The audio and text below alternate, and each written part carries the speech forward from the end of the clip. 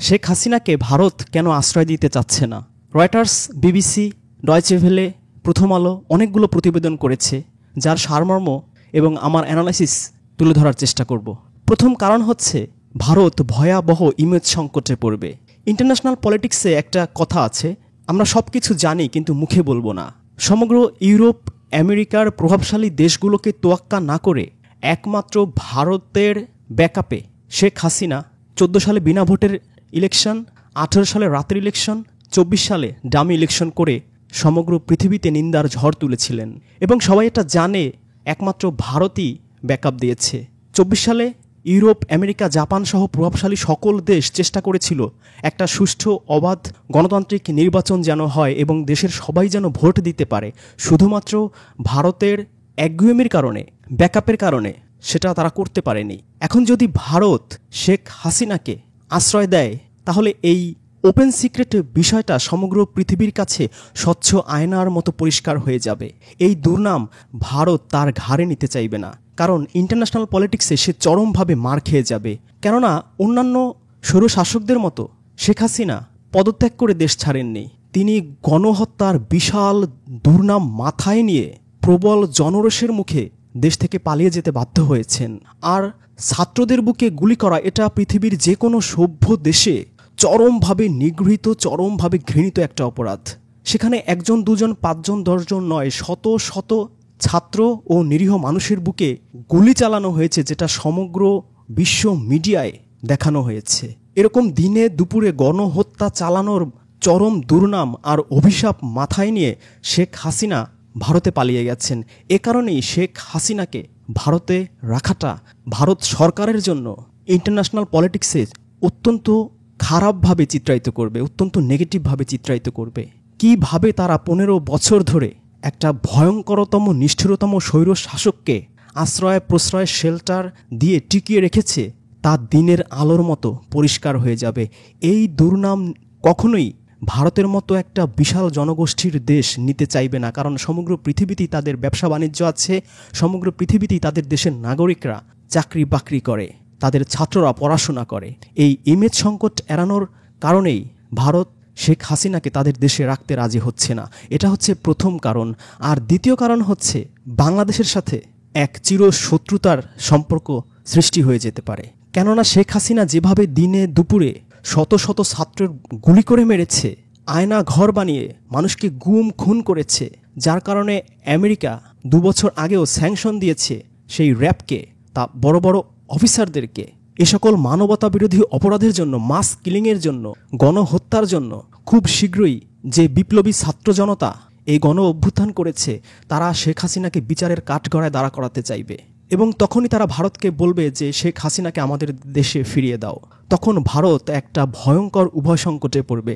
তারা না পারবে শেখ হাসিনাকে রেখে দিতে, না পারবে ফেরত দিতে।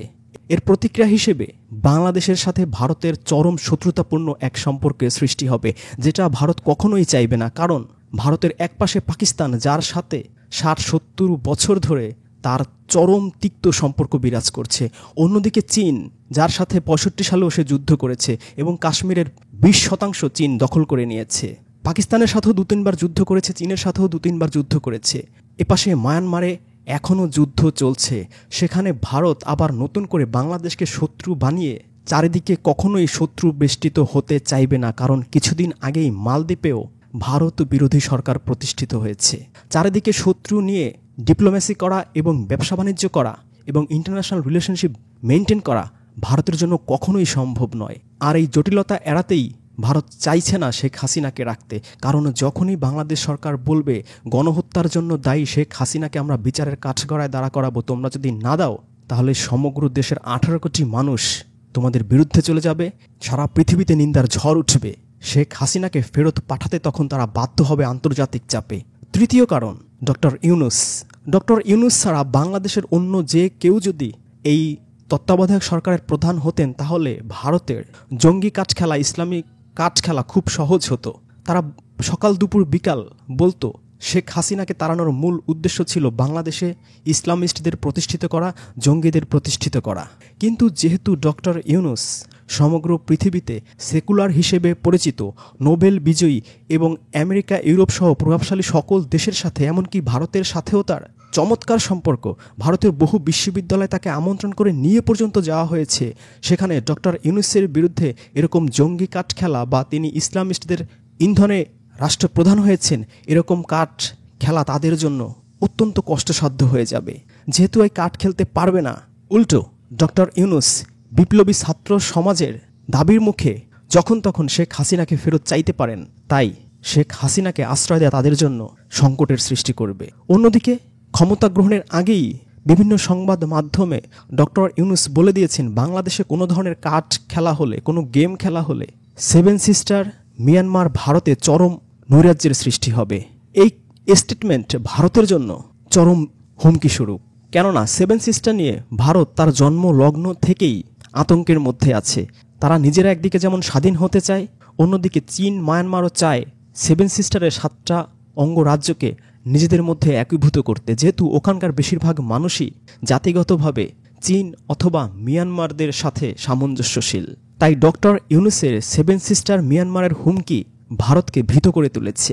আর এই হুমকির শেষ মাত্রায় শেখ হাসিনাকে কেন তোমাদের দেশে রেখেছ, সে আমার দেশের শত শত ছাত্র জনতাকে গণহত্যার জন্য খুনের আসামি, সেই ধরনের পরিস্থিতির সম্মুখীন যেন ভারতকে হতে না হয়, সে কারণেই ভারত শেখ হাসিনাকে রাখতে চাইছে না। তাহলে এখন প্রশ্ন হচ্ছে, শেখ হাসিনা কোন দেশে যাবে?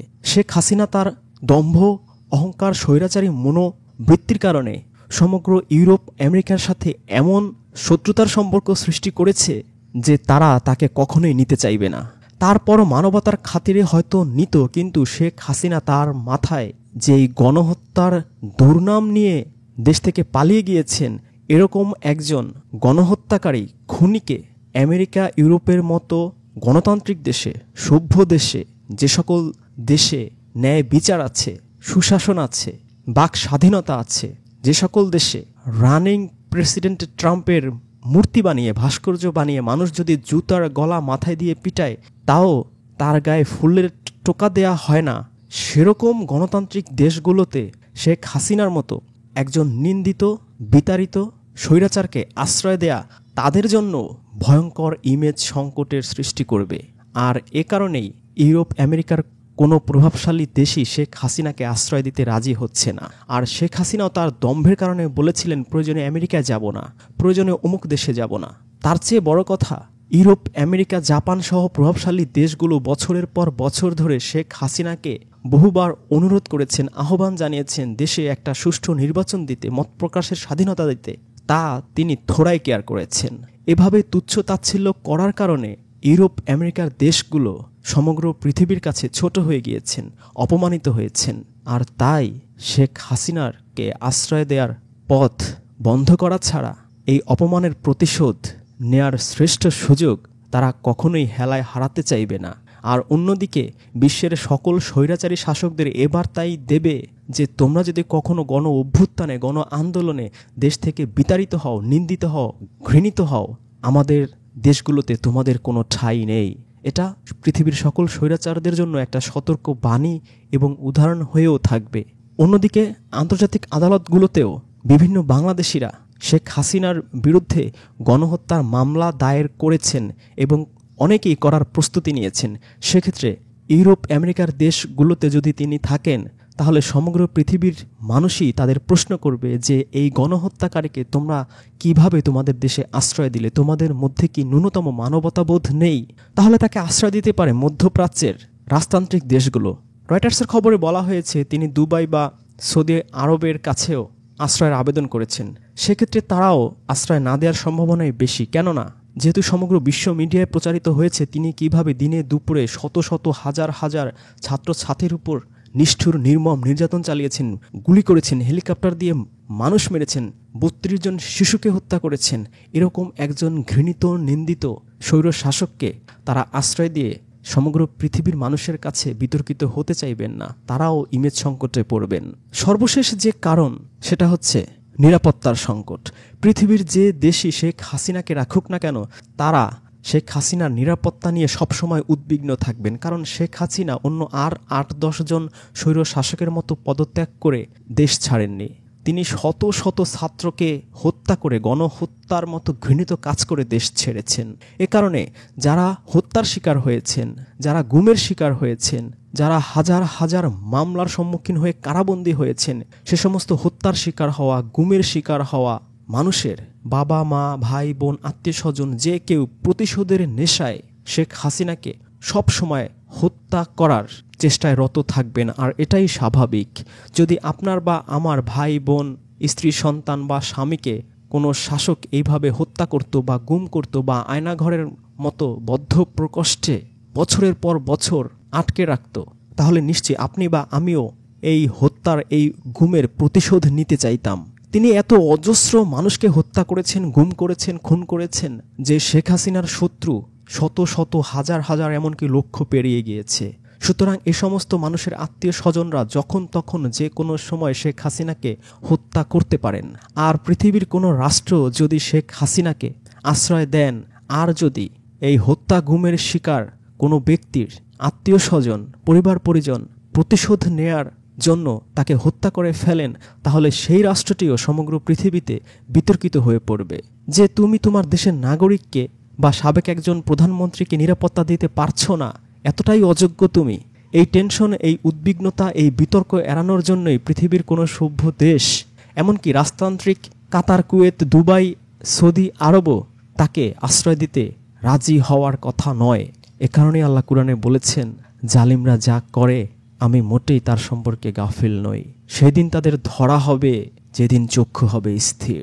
আল্লাহ হাসরের মাঠে তো ধরবেনই, কিন্তু মানুষকে শিক্ষা দেওয়ার জন্য অনেককে এই পৃথিবীতেও এমন ধরা ধরেন যে মানুষের চক্ষু হাসরের মাঠের মতোই স্থির হয়ে যায়, মানুষ স্তব্ধ হয়ে যায় যে ন্যায় বিচার, ইনসাফ পৃথিবীতে এখনো আছে।